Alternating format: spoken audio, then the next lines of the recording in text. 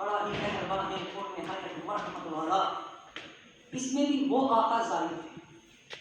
وما انزل من قبلک کا ترجمہ کرتے ہیں اور ان سارے نوشتوں کی بھی ہے معلوم. سیماب اکبر آبادی.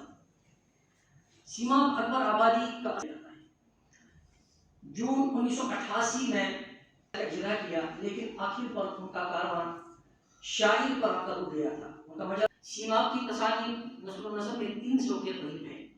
ان میں کلمہ عجب لوح محفوظ میں شامل ہے. سیماب نے قرآن کریم کے منظوم ترجمے کا آغاز ان کے تراجم کو سامنے رکھ کر انہوں نے اس کا ترجمہ کیا ہے.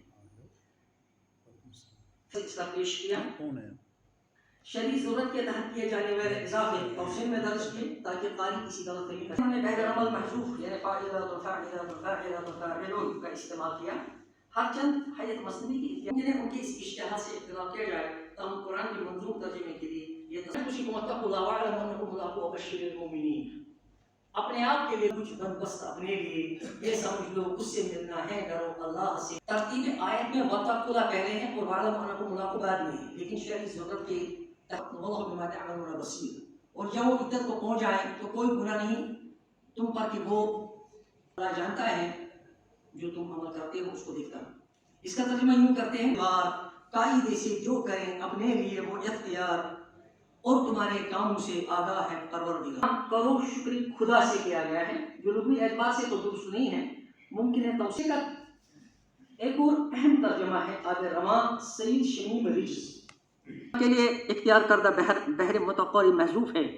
پھر یہ بحر جنایت اور مستفید ہوں گے اور روحانی طور پر اس کے فیضان سے بہرور ہوں گے اور ماہے سے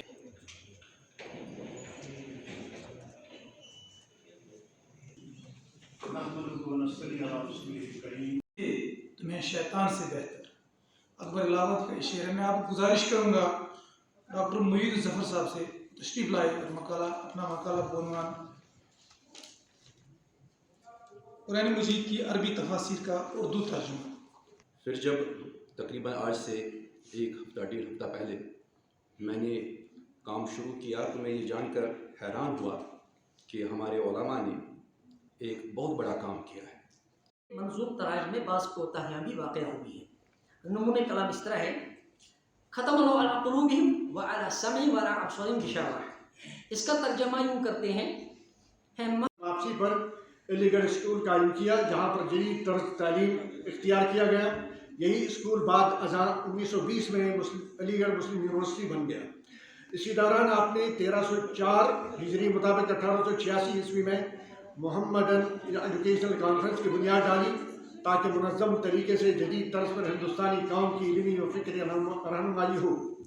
مسلک کو اہمیت نہیں دی اور فقہ کو بھی اہمیت نہیں دی. اکثر تفسیریں جو ہے فقہ کے نقطہ نظر سے لکھی گئی یا حدیث کے نقطہ نظر سے. اس میں سلفی مکتب کو بلاتا ہوں حدیث کو بنیاد بنا کے، اور بعض لوگوں نے جو ہے فقہ کو بنیاد بنایا، بعض لوگوں نے تصور کو بنیاد بنا کے. زمخشری حالانکہ معتزلی تھے لیکن اس حد تک اعتزال نہیں تھا انہوں نے. اور دوسرا عبد القاہر جرجانی رحمۃ اللہ تعالیٰ. اور پھر فرمایا وَأَنَا الثَّالِثُ مِنَ الْهِندُوستان، میں تیسرا ہوں جو قرآن کا حق ادا کر سکتا ہے. تو وہ ترجمہ کرنا ہی پڑا. مگر اس بات کا احساس رہا ہمیشہ کہ we are not translating the Quran, we are perhaps translating the meaning of the Quran. آپ کو شاید یاد ہوگا کہ جب پکت ہال نے مارمیڈک پکت ہال نے جب اپنی تفسیر لکھی، جو مسلمان تھا، he was a good novelist.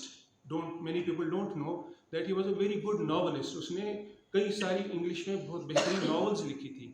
اور پھر جب وہ کنورٹ ہوا پھر اس نے قرآن کی تفسیر لکھی تو اس نے اس کا ٹائٹل رکھا the meaning of the glorious Quran. فعال نیک ہے اور خوش آئند اقدام ہے.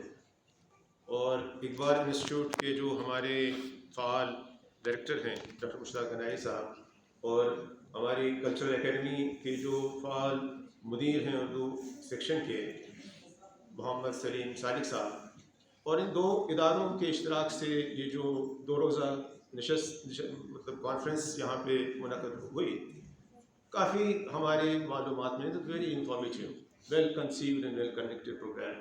حضرات جو ہیں ان پہ پابندی نہیں ہونی چاہیے. بڑی مشکل سے ان کو وقت ملتا ہے محنت کرنے کا، اور پھر ان کی محنت میں اس طرح سے پھر انہیں اکھاڑ پچھاڑ کرنی پڑے، اور وہ بہت جلدی ان کو صفحات کو پلٹنا پڑے، آج ترتیب جو ہے بدل جائے، وہ چیز مجھے اچھی نہیں لگتی. آئندہ اس چیز کا اہتمام کریے گا. اور دوسرا جو منتظمین ہیں وہ بھی شرکا جو ہیں ان کا شکریہ بھی ادا کریں. تو سب سے پہلے اللہ کا شکر ہے کہ یہ نشست بخوبی انجام پذیر ہوئی، اور اس میں 3 مقالات پڑھے گئے. تینوں مقالہ نگار نے بڑی محنت کی تھی، اور اپنے مقالوں میں بہت اچھا کنٹینٹ اور مدل طریقے سے اپنے خیالات، اپنے علمی مباحث پیش کیے.